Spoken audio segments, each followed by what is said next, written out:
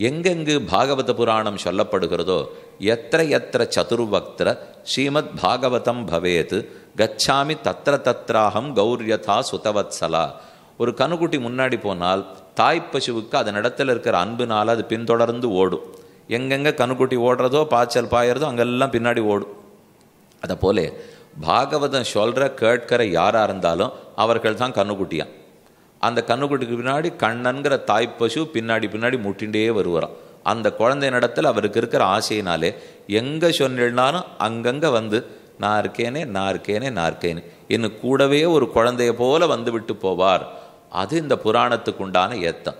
இந்த புராணத்தை தேவர்களும் கேட்க விருப்பப்பட்டனர். அவர்கள் அமுத குடத்தை எடுத்துக்கொண்டு வந்து பரீட்சித்து தான் கேட்டுருக்கான் சுக்கரிடத்தை. இந்த அமுத குடத்தை நீ வச்சுக்கோ, அமுதமயமான பாகவத்தை அதுக்கு பதில் எங்களுக்கு கொடு அப்படின்னு கேட்குறார்கள். அவன் பளிச்சுன்னு சொன்ன பதில், எனக்கு கண்ணாடி கல்லுக்கும் வைரக்கல்லுக்கும் வித்தியாசம் தெரியும். நீங்கள் கண்ணாடி கல்லை கொடுத்துட்டு வைரக்கல்லை எங்கிட்டேருந்து கேட்குறீர்களே, நான் ஏமாறுறவன் இல்லை. எங்கிட்ட வைரம் இருக்கும், உங்ககிட்ட கண்ணாடி இருக்கும் அப்படின்னு அவர்களுக்கு பதில் சொல்லிட்டான். அமுதக்குடமே கொடுத்தாலும் பாகவத அமிர்தத்தோடு ஒப்பிடும்போது சாதாரண அமுதம் ஒன்றும் பயன்படாது. இந்த அமுதத்தை பார்க்கடல் அமுதத்தை கொடுத்தால் சாகாவரம் கிட்டும், பிராணம் போகாது, முக்தி கிட்டுமா? ஆனால் பாகவத அமுதத்தை குடித்தால் இனிமேல் பிறக்க வேண்டிய தேவையே இல்லை, சிறந்ததான வைகுண்ட பிராப்தியே ஏற்படும். அது பாகவதத்துக்கு உண்டான வைபவம். ஸ்லோகார்த்தம் ஸ்லோகபாதம் வா வரம் பாகவதம் கிருஹே சதசோத சஹசிரைச்ச கிமன்னைஹி சாஸ்திர சங்கிரகைஹி. மற்ற எந்த சாஸ்திரம் இருக்கட்டுமே, இதில் இப்போ எத்தனை ஸ்லோகம் படிக்க வேண்டும்? 7 நாளில் 18,000 ஸ்லோகம் தெரிஞ்சுட்டா தான் முக்தியாம். கஷ்டப்பட வேண்டாங்கிறார். அப்படிலாம் உங்களை நான் சொல்லவே இல்லை. ஒரே ஒரு ஸ்கந்தம் கூட தெரிஞ்சுட்டா போருமே, வேண்டாம். ஒரு அத்தியாயம் சொன்னீர்னா போருமே, வேண்டாம். ஒரு ஸ்லோகத்தை ஒழுங்காக தெரிஞ்சுட்டா போருமே, வேண்டாம். 6 ஸ்லோகத்தினுடைய அர்த்தம் தெரிஞ்சுட்டா கூட அது கண்ணனுடைய திருமேனியில் ஒரு சிறு பகுதியாக இருக்கும் இல்லையோ. இது மொத்தம் கண்ணன். அந்த கண்ணனுடைய ஒரு நகம் கிடைச்சா கூட போருமே. அவருடைய ஒரே ஒரு விரல், கண்ணன் முழுக்க நமக்கு கிடைக்கலையா, அவருடைய வலது திருவடி கட்ட விரலை மட்டும் தொடர பாக்கியம் கிடைச்சதுன்னா கசக்கிறதா உங்களுக்கு? இல்லை, முழுக்க தொட்டிருந்தா தேவையில்லை. இப்போ வெறும் அவருடைய திருவடியுடைய கட்ட விரலா கிட்டக்க போகிறதுக்கே ஒத்துருவிட போகிறதில்லை. அப்படி இருக்கிறவரை தொட்ட பாக்கியம்னா ஒரு துளி தொட்டாலும் பாக்கியம் தானே.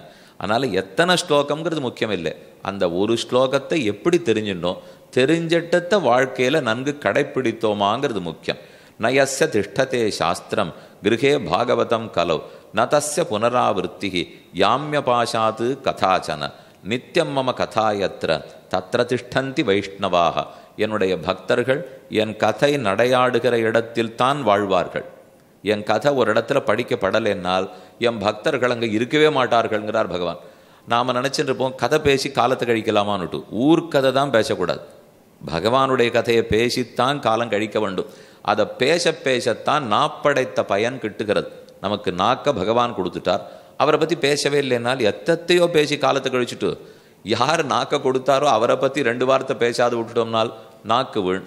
காதை அவர் கொடுத்துருக்கார், எதையோ நாள் முழுக்க கேட்டு விட்டு என்னைக்கோ. இப்போ எத்தனை பேருக்கு இதுவரை பாகவத புராணம் கேட்குற பாக்கியம் இருந்திருக்கலாம்? பாதி பேருக்கு இருக்கலாம், 3/4 பேருக்கு இருக்கலாம், 1/4 பேருக்கு இருந்திருக்காதே. இல்லை ஒருவேளை 1/4 பேர் தான் கேட்டிருப்பீங்களோன்னுமோ, 3/4 பேருக்கு இருந்திருக்காதே. அப்போ அவர்கள் எல்லாருக்கும் நம்ம வாழ்நாளில் ஒரு பாக்கியம் இல்லையா? இத்தனை நாள் எதை கேட்குறத விட்டுட்டோமோ அதை கேட்டதுனால காதுகள் பயன்பெறுமே. யார் எனக்கு காதை படைத்தாரோ ஒரு தரம் அவரை திருப்தி பண்ண வேண்டாமா? நம்ம வாழ்க்கை திருப்திகரமாக இருக்கணும்னால் எனக்கு யார் உயிர் கொடுத்தானோ அவர் திருப்தி அடைஞ்சாத்தானே நான் திருப்தியாக இருக்க முடியும். வாழ்க்கையில் வேலை பார்க்குற இடத்துல முதலாளி திருப்தியாக இருந்தால் தான் நான் நன்னா இருக்க முடியும். அது வேலை பார்க்குற இடத்துல. ஆனால் நான் பிறந்த இடத்துல என்னை பெத்தவன் திருப்தியாக இருக்கணும், அப்போ தான் நானாக இருக்கேன் முடியும். அதுவாது இந்த ஒரு பிறவியில் எல்லா பிறவிகள்லையும் யார் பெற்றவனோ அந்த கடவுள் திருப்திப்பட்டாலே ஒழிய எனக்கு எப்படி சந்தோஷம் வாழ்க்கையில் கிடைக்கும்?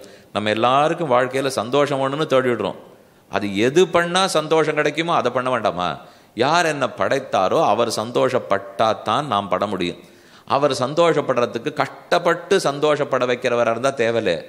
அவர் சொல்கிறது ஒரு ஸ்லோகத்தை ஒழுங்காப்படி நான் சந்தோஷப்பட்டு விட்றேங்கிறார். இதை விட எப்படி இறங்க முடியும் அவர்? நமக்கு இருக்கிற முதலாளிகள்லாம் அந்த மாதிரி ஏதாவது நீ ஒரு நாளைக்கு ஒரே 1 மணி நேரம் வந்துட்டு போ, உனக்கு 8 மணி நேரத்துக்கு சம்பளம் கொடுக்குறேன்னு யாரான்னு சொல்லி நீங்கள் கேள்விப்பட்டிருக்கீங்களோ? இப்போ எல்லாமே கணிப்பொறி உலகம், மென்பொருள் உலகம். கார்த்தால 8 மணிக்கு அலுவலகத்துக்கு வந்துடணும், சாயங்காலம் எத்தனை மணி வரைக்கும்னு கேட்டால் அது பெரிய தப்பு. இப்பெல்லாம் அதை யாரும் கேட்குறதே இல்லை. கார்த்தால 8 மணிக்கு வரணும், சாயங்காலம் வேலை முடியச்சேன்வா. அது அநேகமாக முடியவே முடியாது. போயிட்டே இருக்கும், மறுநாள் ராத்திரி வரைக்கும் ஓடிண்டே இருக்க வேண்டியதுதான். அப்போ இவ்வளவு வேலை வாங்கி நம்மக்கிட்ட பேசி பேசி சம்பளத்தை குறைச்சி கொடுத்துட்டுருக்கா எல்லாரும். ஆனால் இங்கேயா இருந்தால் கண்ணன் நேர்மாறாக நடக்கிறார். நீ ஒரு ஸ்லோகம் சொல்கிறியா, அரை ஸ்லோகம் சொல்கிறியா, 1/4 ஸ்லோகம் சொல்கிறியா, 7 நாளில் 7 நாளானு வைக்கிறியா, அதுலேயும் 2 மணி நாள். கார்த்தாலெல்லாம் வேலைக்கு போய்க்கோ, சம்பாதிச்சுக்கோ, சாயங்காலமாவது ஒரு 2 மணி நேரம் வரியா. இவர் எதுக்கு இப்படி நம்ம பின்னாடி வந்துட்டே இருக்கார்? இவருக்கு வேற யாருமே இல்லையோ? ஒருவேளை நான் தான் இருக்கேங்கிறதுக்காக பின்னாடி வராரோன்னால், கண்ணுக்குட்டி பின்னாடி தாய்ப்போசி ஏன் போகிறதுங்கிறதுக்கு உங்களுக்கு பதில் தெரிஞ்சுட்டால் அதே பதில் தான் இதுக்கு. வேற ஒன்றும் பதில் இல்லை. 6 குழந்தை என்ன திமிரினாலும், சோறே சாப்பிட மாட்டேன்னாலும், அம்மா கையிலேயே கொடுத்த பாத்திரத்தையே திருப்படிச்சா கூட அந்த அம்மா பின்னாடி போய்த்தான் ஊட்டி ஆகணும். வேற வழி இல்லை. ஏன்னா அந்த குழந்தை இவ்வளுது, அதன் பேரில் இருக்கிற ஆசை அத்தனை இவ்வளுது. 40 வருஷம் சம்பந்தம் இருக்கிற இந்த தாய்க்கே இப்படி பின்னாடி ஓடுவள்னால், அனாதி காலமாக தொடர்புடைய பகவான் நம்ம பின்னாடி ஏன் வரமாட்டார்? அவர் பின்னாடி வராருங்கிறத தெரிந்து கொள்ள வேண்டும். தெரிந்து கொண்டு அப்படியே வர வச்சுருக்கக்கூடாது. நீர் கொஞ்சம் திரும்பும், உம்மை பின்னாடி நான் வரேன் அப்படின்னு சொல்கிற நாள் தான் பக்தன் உருவாகிற நாள். எப்போதும் அவரை நம்ம பின்னாடி வர சொல்கிறது, நீர் நில்லும், ரொம்ப ஓடி ஓடி களைச்சி போயிட்டீர் போல் இருக்கு, உட்காரும், நான் பூசிக்கிறேன் உம்முடைய திருவடிகளை, நான் உம்மை நாமத்தை சொல்கிறேன், அடியே உம்மை பற்றி கேட்குறேன்னால் அப்போ பரவாயில்ல, இவனை படைத்ததனுடைய பயன் கிடைத்து விட்டது அப்படின்னு பெருமாள் ஆனந்தப்படுவாரோ இல்லையோ. அந்த நிமிஷம் அவர் சந்தோஷப்பட்டுவிட்டா என் வாழ்க்கையே மாறிடுமே.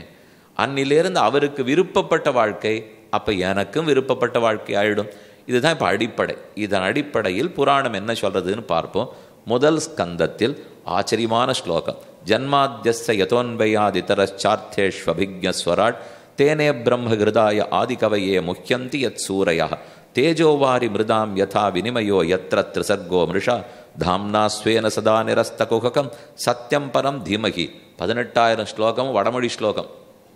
அதுக்குன்னு பயந்து போயிடாதீங்க, ரொம்ப சுலபமான ஸ்லோகம் இல்லையே. சம்ஸ்கிருதமே தெரியாது என்னால், அதுக்கு தான் தமிழில் தானே அர்த்தம் சொல்கிறோம்.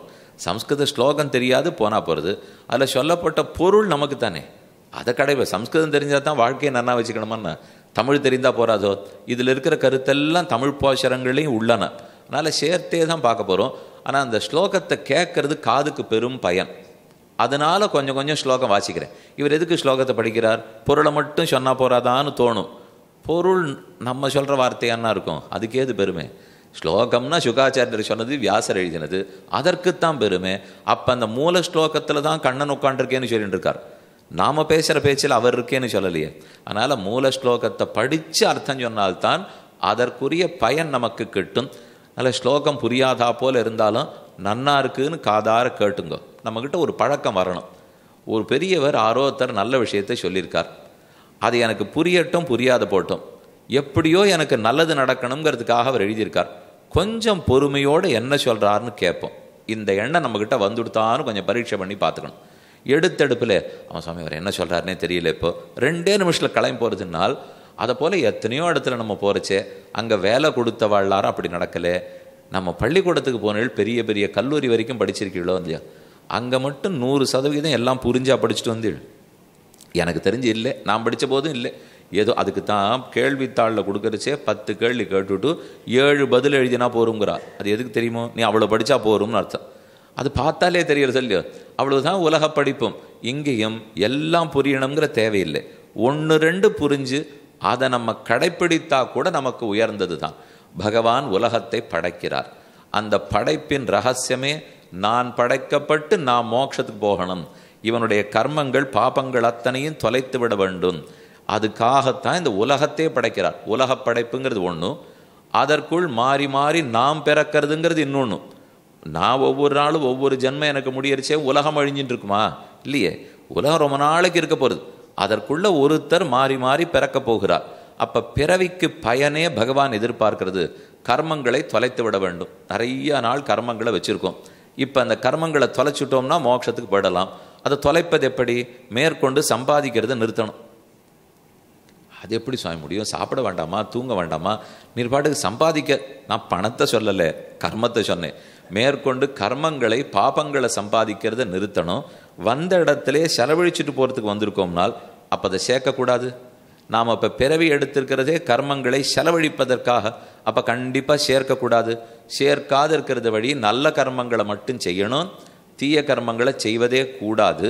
அதுக்கு வழிகாட்டுவதற்கு தான் பகவானே அவதரித்து நமக்கு சொல்லிக் கொடுக்குறார். இந்த நல்லதை மட்டும் செய். எது நல்லது எது தீயதுன்னு எப்படி தெரியும்? பகவான் எதை செய்யன்னு சொல்லியிருக்காரோ அதெல்லாம் நல்லது, எதை தவிர்த்து விடுவாய்னு சொல்லியிருக்காரோ அதெல்லாம் தீயது. அவர் இதை செய்யன்னு சொல்லியிருந்தால் அதுக்கு விஹிதம்னு சொல்லுவா, இதை செய்யாதேன்னு சொல்லியிருந்தா நிஷித்தம்னு சொல்லுவா. விஹிதம்னு சொன்னால் பெருமாள் செய்யன்னு சொல்லியிருக்காது, நிஷித்தம்னு சொல்லிவிட்டா இதை செய்யாதேன்னு சொல்கிறது. அவர் செய்யன்னு சொன்னது செய்யணும், செய்யாதேன்னு சொன்னதுலேருந்து தவிர்த்து விட வேண்டும். இவ்வளவுதான் வாழ்க்கை. ரொம்ப கடினமானதெல்லாம் ஒன்றும் இல்லை. இந்த சின்ன சின்ன சமாச்சாரத்தை ஒழுங்காக கடைப்பிடிச்சோம்னாலே பெரிய விஷயங்கள்லாம் நம்ம கைக்கு சுலபமாக வந்துடும். ஆனால் அதை நாம் விட்டுட்டு பெரிசா சாதிக்கணும்னு நினச்சிருந்தா சின்னது கூட கை நழுவி போடும். அதனால் கிடைச்ச சின்னத்தை முதல்ல நன்னா செய்வோம். நைமிஷே அனிமிஷ க்ஷேத்ரே ரிஷயா சௌனகாதய சத்திரம் ஸ்வர்காய லோகாய சஹஸ்ர சமமாசத. ஓரிடம் பாரத தேசத்தினுடைய உத்தரப்பிரதேசத்தில் இருக்கிற நைமிஷாரண்யம்ங்கிற அற்புதமான க்ஷேத்திரம்.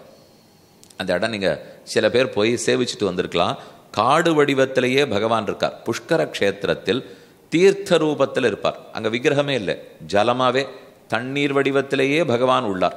அதை போல நைமிஷாரண்யத்தில் காடு மரம் இதன் வடிவத்திலே இருக்கார். அப்போ இயற்கைங்கிறது பகவான்கிறத தெளிவாக சொல்லுது பாருங்க. நம்ம மரத்தை வெட்ட போகிறோம்னா அப்போ கண்ணனை வெட்டுறோம்னு அர்த்தம். ஏன்னா அவரே தான் மர வடிவத்தில் இருக்கார், அவரே தான் காடு ரூபத்தில் இருக்கார். அங்கே ஒரு பெரிய ஆலமரம், அதன் அடியிலே பௌராணிகர் உட்காண்டிருக்கார். சூத பௌராணிகர்னு அவருக்கு பேர். ரோமஹர்ஷனருங்கிற ரிஷியினுடைய குமாரர். அவரை சுற்றி சௌனகர் முதலான ரிஷிகளெல்லாம் அமர்ந்துள்ளனர். அவர்கள்லாம் இந்த சூத பௌராணிகர் இடத்துல கேட்குறா, கலியுகம் ரொம்ப கொடுமையானதாக இருக்கும் போல் இருக்கு, இதில் வாழ்க்கையை சுலபமாக அமைச்சுக்கிறதுக்கு நீர் வழி சொல்கிறீரா? கஷ்டமாக இருக்கே, தர்மத்தின் வழியே போக முடியலையே, நீரானா பாபத்தை தொலைச்சிக்கணும்னு சொல்கிறீர், ஆனால் அது கிடைக்கவே கிடைக்காது போல் இருக்கே, பாபம்தான் சேர்றது, புண்ணியம்தான் கிடைக்க மாட்டேங்கிறது, இந்த கலியுகத்தில் வழி சொல்ல முடியுமான்னு கேட்குறா. அந்த க்ஷேத்திரத்துக்கு அவசியம் எல்லாரும் போகிற பாக்கியம் கிடைக்கணும். அனிமிஷ க்ஷேத்திரம்னு சொல்லுவார்கள். ஒரு நிமிஷம் அந்த க்ஷேத்திரத்தில் இருந்தால் கூட அந்த கதையை அங்கே உட்காந்து கேட்டோம்னா பாபங்களெல்லாம் தொலைஞ்சே படுமா. பிராயேண அல்பாயுஷ சப்ய கலாவஸ்மின் யுகே ஜனாக மந்தாகா சுமந்தமதையாக மந்தபாக்யாக்யுபத்ருதாக. கலியுகத்தின் கொடுமை சொல்கிறேன். எல்லாருக்கும் ஆயுள் குறைச்சலாக இருக்குது, அதை விட ஸ்ரத்த ரொம்ப குறைச்சலாக இருக்குது. இருக்கிற ஆயுளுக்குள்ளே நிறைய முயற்சி எடுத்து இதை தெரிஞ்சுடுவோன்னு வருவோமா? இல்லவே இல்லையே. எத்தனைக்கு நேரம் போய்டுறது ஓடிப்படுறது. இதுக்குன்னு வரச்சே வருஷத்துக்கு ஒரு தரம். இப்போ தேவையில்லை 7 நாள் சுவாமி, அப்போ 7 2 14 மணி நேரம். எத்தனை மணி நேரத்தில்? 365 24 பெருக்கிங்கோ. அத்தனை மணி நேரத்திலே நாம் இப்போ இதுக்கு ஒதுக்கி வைக்க போகிறது 7 2 14 மணி நேரம். இதுக்கு அடுத்த நாள் 8ஆம் நாள் சாயந்தாலும் எங்கே நடக்கும், எங்கே கேட்க போகிறோன்னு தெரியல. இப்போ 3 நாள் கேட்குறேன்னு வச்சுங்க, 4ஆம் நாள் அன்றைக்கி 3 நாள் காது நன்னா கேட்டு பழகிருக்கு. அதனால் இப்போவும் ஏதானு ஒன்றை உட்காந்து புஸ்தகத்தை எடுத்து வச்சுன்னு இந்த 2 மணி நேரம் அதே விஷயத்தை படிப்போம், நமக்கு வருமோ? ரொம்ப கஷ்டம். இதுவே கூட இப்போ இந்த புஸ்தகம் இருக்குது, இன்றைக்கி என்ன நீங்கள் கேட்டிருக்கீங்களோ நாளைக்கு மாலை வருவதற்குள் ஒரு தடவை திரும்பி பார்த்து கொண்டு வாருங்கள் அப்படின்னு வேண்டுகோள் வைத்தால், நீங்கள் நினச்சதை இங்கே கழட்டி வச்சுட்டு 8:30க்கு வெளியில் போனால் நாளைக்கு 6:25க்கு உள்ளே வரச்சே தான் யாருக்குமே ஞாபகம் வரும். அது வரைக்கும் நாளை கார்த்தாலெல்லாம் இத்தை யாரான்னு ஞாபகம் வச்சுக்க போகிறோமா? இதுதான் கலியுகத்தினுடைய கொடுமை. இது கிருத்தயுகத்தில் நடக்காது. அடிக்கடி திரும்ப திரும்ப சிந்தித்து பார்ப்பார்களாம். அதை திரும்ப யோசித்தோம்னாலே நன்னா மனசில் நிற்கும். அது கலியுகத்தில் முடியல. முதல்ல ஆயுளே குறைச்சல். நீங்கள் திரேதாயுகத்தில் ராமன் பார்த்தா 11,000 வருஷம் வாழ்ந்தார், தசரதன் 60,000 வருஷம் வாழ்ந்தார், திலீபன் 40,000 வருஷம் வாழ்ந்தார். நாம் அது 50 60 70 80 90 இவ்வளவு தானே கிடைக்க போகிறது. அப்போ ஆயுள் குறைத்தல். இருக்கிற ஆயுளுக்குள்ள ஆரோக்கியமாக இருந்துடுறோமா? பாதி பேர் மாத்திரையோட பலத்தில் தான் வாழ்ந்து கொண்டே இருக்கிறோம், ஆரோக்கியம் குறைவு. அதுவும் சரி, சுற்றுப்புற சூழ்நிலையாவது அதுக்கு ஏற்றதா இருக்கா? நன்னா பக்தியை வளர்த்து விடுறாப்புல இருக்கா? இல்லவே இல்லையே. யாரை பார்த்தாலும் இது வாண்டவே வேண்டாம், இது என்ன 10ஆம் பசிலித்தானோ, இதெல்லாம் ரொம்ப பழசு, விட்டுடுங்க, வாழ்க்கை முன்னேறுகிறது, நன்கு வெளியே வாருங்கள் இப்படின்னு விடுறா எல்லாரும். அப்போ அதுக்கும் வழி இல்லை. இப்போ சுத்திப்பட்டதை பார்த்தாலும் நன்னா இல்லை, எனக்கு ஆரோக்கியம் இல்லை, ஆயுளும் இல்லை. இந்த கலியுகத்தில் ஆனால் பகவான் அடையணும்னு ஒருத்தனுக்கு ஆசை வந்தால் வழி என்ன? நம்முடைய அப்படியே மனசை படம் பிடிச்சு காட்டுறாப்பில் அன்னைக்கு கேள்வி கேட்டாருவார். இப்போ நீங்கள் உட்காண்டிருக்க எல்லாரும் ஒரு நிமிஷம் யோசிச்சு பாருங்க. எல்லாருக்குமே பக்தியில் வளரணுங்கிற எண்ணம் இருக்கும், முக்தி அடையணுங்கிற ஆசை இருக்கும். இன்னும் இதை பற்றி தெரிஞ்சுக்கணுங்கிற எண்ணம் இருக்கும். ஆனால் எதுவோ அதை பிடிச்சு படுகுழியில் தள்ளுறாப்புல இருக்கு. அது எதுன்னு தெரியல. எனக்கும் தான் நன்னா தெரிஞ்சுக்கணும், பக்தியோடு இருக்கணும், வியாசரை விட நன்னா இருக்கணும். நீங்கள் யாருக்கான ஆசை இல்லையா? எல்லாருக்கும் இருக்குது. இங்கே இருக்கிறவர்கள் யாரும் இப்போ நாஸ்திகால் உட்காந்துருக்கலையே, எல்லாரும் ஆஸ்திகளாக தான் இருக்கும், பக்தர்களாக தான் இருக்கும். ஆனால் முடியலையே சுவாமி, நான் பண்ணணும்னு நினைக்கிறேன், வாழ்க்கை இங்கேயும் அங்கேயும் பிடிச்சி இழுக்கிறது, இதுக்கு என்ன வழின்னு தான் அன்றைக்கே அவர் கேட்டார். அப்போ கலியுகம் ரொம்ப துன்பம் கொடுக்கறதே, நன்னா பக்தியை வளர்க்கறத தடுக்கிறதே, அதுக்கு நான் என்ன செய்ய வேண்டும்? தேவக்கியாம் வசுதேவஸ்ய ஜாதோயஸ்ய சிகீர்ஷயா, தேவகியனுடைய குமாரனாக கண்ணன் பிறந்தானாமே, அவனுடைய சரித்திரத்தை சொல்லுங்கள். வேதம் நிறைய அர்த்தங்கள்லாம் சொல்லித்தாமே, அதனுடைய சாரம் என்னன்னு சொல்லுங்கள். எத்தனையோ அவதாரங்களை பகவான் செய்தாராமே, அதை பற்றி தெரிஞ்சுக்கிற ஆசை இருக்கு, சொல்லுங்கள். உலகம் படைக்கப்பட்டதாமே, நானும் படைக்கப்பட்டிருக்கேனே, அதுக்குள்ளே எதற்கு படைக்கப்பட்டேங்கிற ரகசியத்தை சொல்லுங்கள். பகவான் ஸ்ரீ கிருஷ்ணனுடைய லீலைகளை பறக்க சொல்லுங்கள். என் வாழ்க்கையில் நான் எப்படி தர்மத்தை கடைப்பிடிக்க வேண்டும்னு சொல்லுங்கள். ஏன்னா தர்மம் செய்யணும் எல்லாருக்கும் ஆசை இருக்குது. செய்யணும்னா நீங்கள் எல்லாரும் அவசியம் தர்ம காரியங்களில் ஈடுபட வேண்டும் நான் சொல்லிட்டேன்னு வச்சுங்க. உங்களுக்கே தெரியாதா? இது நான் சொல்லணுமா? அப்போ எல்லாருக்கும் தெரியும் அது தெரியாது சுவாமி, என்ன பண்ணணும்னு தான் தெரியல. தர்ம காரியம் பண்ணுன்னா எது தர்ம காரியம்? அது எனக்கு இருக்கிற வசதியில் பண்ண முடியுமா? என்ன தர்ம காரியம் பண்ணுன்னு உடனே முதல் சந்தேகம் என்ன தெரியுமா வரும்? எவ்வளவு பணம் செலவாகும்னு தோணும். தர்மத்துக்கும் பணம் செலவுக்கும் ஒரு சம்பந்தமுமே இல்லை, ரெண்டுத்துக்கும் ஒரு தொடர்பும் இல்லை. ஏன்னா நம்ம நினச்சின்னு இருக்கிறதே ஒரு தர்ம காரியம்னாலே பணம் செலவழியுமே, என்கிட்ட அவ்வளவு இல்லையே, இருக்கிற குடும்பத்துக்கு தானே போகிறோம்னு தோணும். நாம் பொய் பேசாது இருந்தால் தர்ம காரியம், பிறரை ஹிம்சிக்காமல் இருந்தால் தர்ம காரியம், ஒரு சின்ன அகத்திக்கீரை கட்ட துவாதசி காலையில் வாங்கி பசுமாட்டுக்கு கொடுத்தால் தர்ம காரியம், பசுமாடு ஒரு இடத்துல அடிபடுறதுன்னா அதை விலக்கிட்டு அதன் கழுத்தை மெதுவாக ஆசையோட தடவி கொடுத்தா தர்ம காரியம், 8 எள்ளை எடுத்து என் பித்திருக்களை நினைத்து கொண்டு ஒருத்தருக்கு தானம் கொடுத்தா தர்ம காரியம். இப்போ சொன்ன எதுக்கான செலவு உண்டா? இப்போ நான் சொன்ன எதுக்குமே செலவில்லை. ஆனால் இதுதான் தர்மம்னு தெரியாது நமக்கு. இன்னதுதான் தர்மம்னு தெரிஞ்சு போச்சுன்னா சுலபமாக பண்ணிடுவோம். அதை தெரிஞ்சுக்கிறதுக்கு வழி என்ன? கலியுகத்தில் அதுவும் இல்லாத கட்டுத்துறாளே. 8 எள்ளு கொடுத்தா தர்மம்னு தெரிஞ்சுட்டேன்னா என்னைக்கோ கொடுத்துருப்பேனேன்வா. ஆனால் கலியுகத்தினுடைய கட்டம் என்ன தெரியுமா? 8 எள்ளு கொடுத்தா இது தர்மம் மாறுதுன்னு வசத்தியாக சொல்லியிருக்கோம். ஆனால் அப்படிங்கிற எளிமையான தர்மத்தை நமக்கு தெரியாமலே 80 வயசை கழிச்சுடும். இது ரெண்டுத்தையும் எப்படி சேர்க்கறது? இப்போ கலியுகத்தில் ரொம்ப சின்ன விஷயங்கள் கூட தர்மம் ஆகிடும். ஆனால் அந்த சின்ன விஷயத்தை நமக்கு தெரியாமலே மறைத்து விடும். அதனால் கலி கொடுமைன்னு சொல்கிறதா, கலி எளிமைன்னு சொல்கிறதா, ரெண்டுத்துக்குள்ளே நம்ம சிக்கின்னு இருக்கோம். ஆஹா தஸ்ய கர்மாண்யுதாராணி பரிகீதானி சூர்பிகி அதாக்கியாகி ஹரேர் தீமன்னு அவதார கதா சுபாக. அதனால் கலியுகத்துக்கு ஏற்றதான தர்மத்தை சொல்லும், பகவானுடைய கதையை நிரம்ப எங்களுக்கு சொல்லும் என்ன அவர்கள்லாம் கேட்க சூத பௌராணிகள் பதில் சொல்கிறார். வாசுதேவே பகவதி பக்தி யோகா பிரயோஜிதா ஜனயத்யாசு வைராக்கியம் ஞானஞ்ச யத் அஹைத்துக்கம். இந்த கதையை இப்போ நான் சொல்ல போகிறேன், நன்னா கேட்டுங்கோ. கேட்க பகவானிடத்தில் பக்தி பெருகும். எப்படின்னு அவர் சொல்கிறார். உங்களுக்கு பக்தி குறைவாக இருக்கே, வளர மாட்டேங்கிறதே நமக்கு சந்தேகமாக இருக்கும் இல்லையோ? காரணம், யாரிடத்துல பக்தி பண்ணணுமோ அவருடைய பெருமைகளை முழுக்க தெரிஞ்சுக்கத்தான் பக்தி வளரும். ஒருத்தர் பேரில் எனக்கு ஆசை வளரணும், மதிப்பு வளரணும்னா என்ன வேணும்? மதிப்பை வளர்த்துக்கோன்னா வளராது. அது என்ன செடியா கொடியா? மதிப்பை வளர்த்துக்கோன்னா வளர்த்துக்கிறதுக்கு. மதிப்பு வளரணும்னா நான் யாரை மதிக்கணுமோ அவர் எவ்வளவு உயர்ந்தவர், உயர்ந்த பண்பாளர், எனக்காக எத்தனை நல்லது பண்ணியிருக்காருன்னு மேலே நான் தெரிஞ்சுக்கணும். அதை தெரிஞ்சுட்டா தானே அவரிடத்துல எனக்கு இருக்கிற மதிப்பு உயரும்.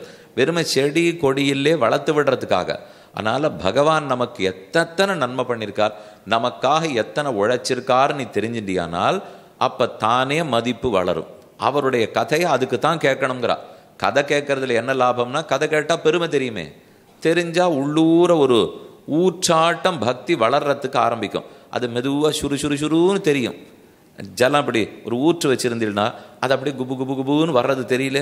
அதை போல் தானே கதையை கேட்க அதை பற்றி சிந்திக்க நமக்கு ஒரு இனம் புரியாத குபுக்கு உள்ள தெரிய ஆரம்பிக்கும்.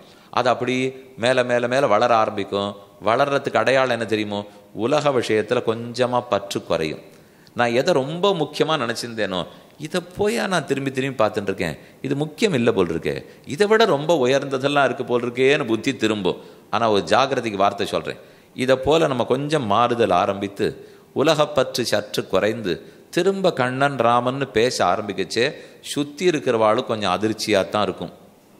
அவள் லேசில் அதை ஒத்துக்கவே மாட்டா. அவர்களுக்கு என்னமோ நம்மகிட்ட விலகி போறாப்புல இருக்கே, இழு முதல்ல அப்படின்னு உடனே தோணும். அப்பா அம்மா சொல்ல ஆரம்பிப்பார்கள், பிள்ளை சொல்ல ஆரம்பிக்கும், சமுதாயம் சொல்ல ஆரம்பிக்கும். என்ன பக்தி பக்தின்னு எப்போ பார்த்தாலும் ஏதோ பாகவத புராணத்தை வச்சுன்னு உட்காண்டிருக்கார் இவர். இதெல்லாம் ஒன்றும் சோறு போடாது சுவாமி, இதெல்லாம் சொல்லிகிட்டே இருப்பார். அறுபத்தர் வர்றவருக்கு 7 நாள் சொல்லிட்டு போகணுங்கிறதுக்காக உங்களை குழப்பி விட்டுட்டு போயிருப்பார். அதனால் நீங்களாம் அதெல்லாம் பார்க்காதீங்க இப்படி 4 பேர் நமக்கு சொல்லுவா. சொன்ன உடனே இது சரியா அது சரியா நமக்குள்ள ஒரு போராட்டம் வரும். எல்லா பக்தனும் இந்த நிலைகளை தாண்டித்தான் வந்திருக்கிறான். யாருக்கா இருந்தாலும் இந்த போராட்டம் இருக்கும்.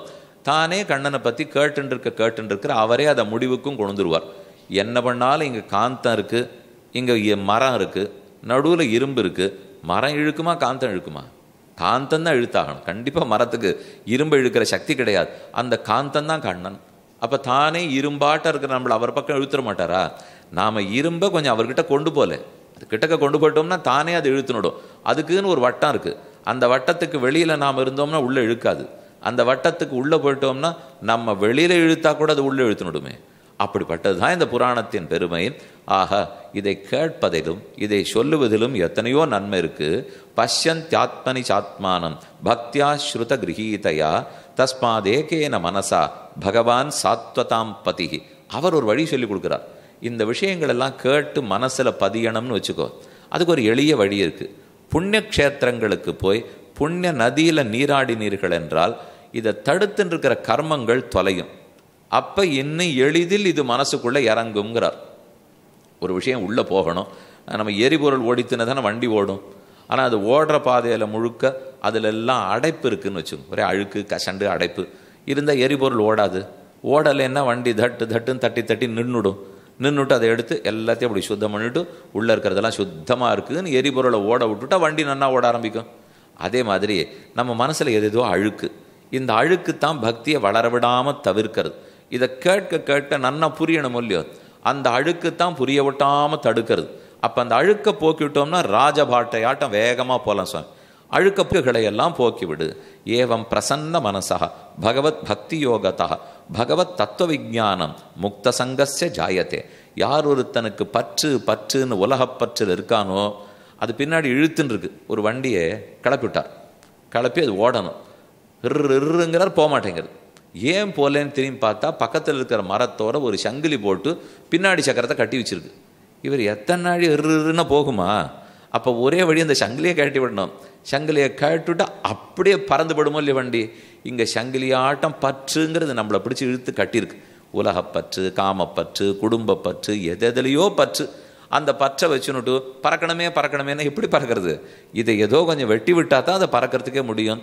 அதை வெட்டுறதுக்கு சட்டுன்னு தோணிவிடாது. யாரை விட்டுவிட முடியும் நம்மளால? அதை வெட்டுறதுக்கு மெதுவாக தான் மனசு பக்குவம் அடையணும். அதுக்கு தான் கதையை கேளுங்கிறார். भिद्यते हृदय ग्रंथि छिद्यन्ते सर्वसंशयाः क्षीयन्ते चास्य कर्माणि तस्मिन् दृष्टे परावरे. அந்த பகவான் இந்த கதை ரூபத்தில் உங்கள் முன்னாடி காட்சி கொடுப்பார். அதை பார்த்த அன்னைக்கு ஒட்டி கொண்டு இருக்கிற மிச்ச பாபங்களும் தொலைந்து போம். கேட்க கொஞ்சம் கொஞ்சமாக போயிடும். அது கேட்டதுன்னு இருக்கிற ஆனந்தத்தில் பகவானே முன்னாடி நம்ம கண்ணை மூடிண்டா முழு உருவத்தோடு வந்து நிற்பறான். மயில் பீலி வச்சுருக்கார், கையில் புல்லாங்குழலை வச்சுருக்கார், நீண்ட வனமாலையை சாத்தின்றிருக்கார், பட்டு பீதாம்பரம் தரிச்சுருக்கார். பார்த்தாலே அப்படி பட்டாம்பூச்சி மாதிரி கண் அழகா படபடத்துன்னு என்னை பார்க்கறதுக்கு வந்திருக்கார். கஸ்தூரி திலகம் லலாடபட்டலே வக்ஷஸ்தலே கௌஸ்துபம் என்னவர் திருமேனி அந்த பளபடப்போட கருநீல மேகத்தோட கமலக்கண்ணனாக பகவான் தாமரை கண்ணனாக நின்று கொண்டிருக்கிறார். இதை பார்க்க மிச்சம் இருக்கிற பாபம் ஓடியே படுங்கிறார். அது முன்னாடி அவரை பற்றி கேட்கறச்சேவே பாபங்கள் ஓடிப்படும். அவரும் முன்னாடி வந்துட்டார்னால் மிச்சமே இல்லாமல் பாபங்கள் மறைந்து போம். இப்போது சொல்லுகிறேன் கேளுங்கள். பார்த்திவாத் தாருணோ தூமஹ தஸ்மாத் அக்னிஸ்திரைமயா. ஆக சூத பௌராணிகரிடத்தே சவுனகர்கள் கேட்க இவாளுக்கு அவர் இப்போ கதை சொல்ல போகிறார். நீங்கள் கேள்வி கேட்டிருக்கீள், உங்களுக்காகத்தான் நான் பதில் சொல்ல போகிறேன். ஆனால் இந்த கேள்வி பதில் உரையாடல் இதோட நிற்க போகிறது இல்லைங்கிறார். இது எத்தனை பேருக்கு வருங்காலத்தில் பயன்பட போகிறது தெரியுமோ? இப்போ நம்ம நினச்சிருக்கிறது இந்த காலத்துக்குன்னுட்டு, ஆனால் வருங்காலத்துக்கு முழுக்க இது ரொம்ப பயன்பட போகிறது என்று சொல்லித்தான் சரித்திரத்தையே தொடங்குகிறார். இதி ப்ருவாணம் சம்ஸ்தூய முனீனாம் தீர்க்க சத்ரினாம் தஸ்ய புத்திரோ மகாயோகி சமதிருக் நிர்விகல்பகா. மேற்கொண்டு சரித்திரம் என்னான்னு போகிறது. அதுக்கு முன்னாடி இந்த பாகவத புராணத்தினுடைய வைபவத்தை ரொம்ப ஆச்சரியமாக பாத்ம புராணத்தில் சொல்லி உள்ளார்கள். அது என்ன சொல்கிறதுன்னு 2 குட்டி கதை, அந்த கதையை சொல்கிறேன். அந்த கதையை கேட்டுக்கொண்ட பிற்பாடு மேற்கொண்டு பாத்ம புராணம் என்ன சரித்திரம் சொல்கிறதுங்கிறத பார்ப்போம். ஒரு கதை நாரதர், பக்தி இவர்களை பற்றின கதை. இன்னொரு கதை ஆத்மதேவர், துந்துகாரி, துந்துலி, கோகர்ணன் அவளை பற்றின கதை. நிறைய கதை இருக்கும் இதில். ஓஹோ, ஏதோ கஷ்டப்பட போகிறோமாக்கா நீங்கள் யாருமே நினச்சிக்க வேண்டாம். இப்போ பாகவத புராணம் முழுக்க குட்டி கதை நிறைய கதை. என்ன ஒன்று, அந்த கதையை கேட்டுன்னுட்டு அதுக்கு என்ன ஆழ்ந்த கருத்துன்னு நம்ம புரிஞ்சுக்கணும். அது வெறும் மேலோட்டமான கதையாக இருக்காது, அதுக்கு ஏதோ கருத்தோடு சேர்த்து தான் சொல்லியிருப்பார். யாதுங்கிறத பார்ப்போம். கதம் பிரம்மம் தீனமுகா குதச்சிந்தாதரோ பவான் துவரிதம் கம்யத்தே குத்திர குதச்ச ஆகமனம் தவ. ஒரு முறை கவலை தோய்ந்த முகத்தோட நாரதர் வேகமாக போயிட்டு இருந்தார். நிறையா ரிஷிகள் ஒரு இடத்துல அமர்ந்துட்டு இருந்தா. அவளுக்கு தோணித்து, இவருக்கு என்ன கவலை, எப்பவும் நாங்கள் தானே கவலைப்படுவோம், இவர் எதுக்கும் கவலையே படமாட்டார். கவலை கோடுகள்ன்ற அளவில் கதை எழுதுச்சே. நெத்தியில் பார்த்தா சுருக்கமாக இருப்பாருங்கோ, எல்லாம் கவலைப்பட்டு ஒரே கோடாக இருக்குது. அந்த கோடோடு போயிட்டு இருந்தாரா நாரதர். ஏன் இவர்கள்லாம் கேட்குறார். நாரதர் பதில் சொல்கிறார், அகம் து பிருத்திவியின் யாத்தா ஞாத்வா சர்வோத்தமாமிதி புஷ்கரஞ்ச பிரயாகஞ்ச. கலியுகத்தில் எப்படித்தான் நல்லத்தை தேடுறதுன்னு எனக்கு தெரியல. பாரத தேசம் முழுக்க புண்ணியக்ஷேத்திரத்துக்காக போனேன். எங்கேயாவது பக்தி இருக்குமான்னு பார்த்தேன். கலியுகம் பிறந்துடுத்து, கண்ணன் கலப்பிட்டு போயிட்டார். அவர் வைகுந்தத்துக்கு போன பிற்பாடு எந்த நல்லதும் காணும். அதனால் நான் தேடிட்டு போனேன். எல்லா புண்ணியக்ஷேத்திரத்துக்கு போயிட்டேன், ஒரு இடத்துல நல்லது கிடைக்கலைங்கிறார். அப்படி எங்கே போனீர் அப்படின்னு உட்காண்டிருக்கிற ரிஷிகள் கேட்கிறார்கள். ஒவ்வொன்றா இடம் சொல்கிறா பாருங்க. புஷ்கரஞ்ச பிரயாகஞ்ச காசியும் கோதாவரியும் ததா. படிக்கச்சே உங்களுக்கு இடம் தெரியும். புஷ்கரஞ்ச பிரயாகஞ்ச, பிரயாகங்கிறது தான் அலகாபாத். திரிவேணி சங்கமம்னு சொல்கிறோம். கங்கா யமுனா சரஸ்வதி அங்கே தானே பெரிய காட்டில் பெரிய பெரிய புஷ்கரம் மேளாக்கள்லாம் நடக்கிற சொல்லி கும்பமேளா நடந்தது. அதுதான் பிரயாகம். காசி கோதாவரியும் ததா. ஹரிக்ஷேத்திரம் குருக்ஷேத்திரம் ஸ்ரீரங்கம் சேதுபந்தனம் ஏவமாதிஷு தீர்த்தேஷு பிரமமாணி இத்தஸ்ததா. இது முதலான 100 தேசங்களுக்கு போனேன். எங்கே போனாலும் ஒரு நல்லது என் கண்ணில் படவே இல்லை. அப்படியே போயிட்டு இருக்கிறச்சே யமுனை கரைக்கு வந்தேன். உத்தரப்பிரதேசத்தில் மதுரா பட்டணம் பக்கத்தில் கோகுலம், ஒரு பக்கம் நந்த கிராமம், இன்னொரு பக்கம் பிருந்தாவனம், ஒரு பக்கம் கோவர்தனம், இன்னொரு பக்கம் காமியவனம். எல்லாம் ஹரி பகவான் கிருஷ்ணர் பிறந்து நிறைய சேஷ்டிதங்களை நடத்தின இடம். அங்கே கிட்டக்க போகிறேன். யாமுனம் தடம் ஆபன்னாக எத்திரலீலா ஹரேர் அபூத்து தத்திர ஆச்சரியம் மயா திருஷ்டம் ஸ்ரூயதாம் தன் முனீஸ்வராக. அந்த யமுனக்கரையில் ஒரு வியப்பான விஷயத்தை கண்டேன். என்னன்னு சொல்கிறேன், முனீஸ்வரர்களே கேளுங்கோ. ஒரு பெண்ணு உட்காண்டிருந்தா, இளம் பெண். பக்கத்தில் 2 பேர் படுத்து கொண்டிருந்தனர். மயக்கமாக இருந்தா. 2 பேருக்கு வயசு 90, பொண்ணுக்கு வயசு 20. பக்கத்தில் படுத்திருந்த வாளுக்கு வயசு 90. பெண்ணுக்கு கிட்டக்க போனே இது யாருன்னு கேட்டேன். 2 பேரும் என் குழந்தைகள்னா. உமக்கு வயசு 20 இருக்குது, அவளுக்கு வயசு 90 இருக்குது. அவர்கள் எப்படி உனக்கு குழந்தையா இருக்க முடியும்? ஏன் மயக்கமாக இருக்கா? நாரதரே அதுதான் எனக்கும் தெரியல. இந்த மயங்கி இருக்கிறவாளை எழுப்பன்னு தான் நானும் முயற்சி பண்ணிருக்கேன். தட்டி பார்க்குறேன். அவள் ஆளை பிடிச்சி நீரும் தட்டி பாருங்கட்டா. நீர் அங்கேருந்து வந்திருக்கீரோ இல்லையோ, 2 தரம் தட்டி இந்த பிள்ளைகள் எழுந்திருக்காளா பாருங்க. என்னென்னமோ பண்ணி பார்த்தார் இவர். எதுக்கும் சளைக்கிறதா இல்லை. உபனிஷத்தை சொல்லி பார்த்தார், எழுந்திருக்கல. கீதையை சொல்லி பார்த்தார், எழுந்திருக்கல. சாஸ்திரநாமம் சொல்லி பார்த்தார், எழுந்திருக்கல. என்னென்னமோ சொன்னார், எழுந்திருக்கல. கஷ்டப்பட்டு எழுந்திருக்கிறாப்புல இருக்கு, மறுபடியும் மயக்கமாக கீழே செறிஞ்சு விடுறான். இப்படியெல்லாம் இவர்களை எழுப்ப முடியாது போல் இருக்கு. வத யோகநிதே தீமன் காரணம் சாத்திர கிம்பவேத் நமயா மாரணீயோயம் சாரங்க இவ சாரபுக்கு யத்பலம் நாஸ்தி தபசா ந யோகேன சமாதினா தத்பலம் லபதே சம்யக் கலோகேசவ கீர்த்தனாத் ஏகாகாரம் கலிம் திருஷ்டுவா லபதே சம்யக் திருஷ்டுவா சாரவத் சாரசீசினாம் அயந்து யுகதர்மோகி வர்த்ததே கஸ்ய தூஷணம். மெதுவாக நாரதர் சொல்றார், பெண்ணே நீ யார்? நீ உன்னுடைய முன்கதை என்ன? எனக்கு என்னமோ இவா 2 பேருக்கு இப்படி சம்பந்தம் இருக்கிறதா தெரியல. 90 வயசு கிழவர்கள் ஆண்கள் 2 பேர் கீழே இருக்கா, பிள்ளைகள்ங்கிற. நீ 20 வயசு குமாரி உட்காண்டிருக்க, நீ தான் தாயாருங்கிற. எப்படி சொல்கிறே? உன்னுடைய முன்கதை என்னங்கிறத இவர் கேட்கிறார்.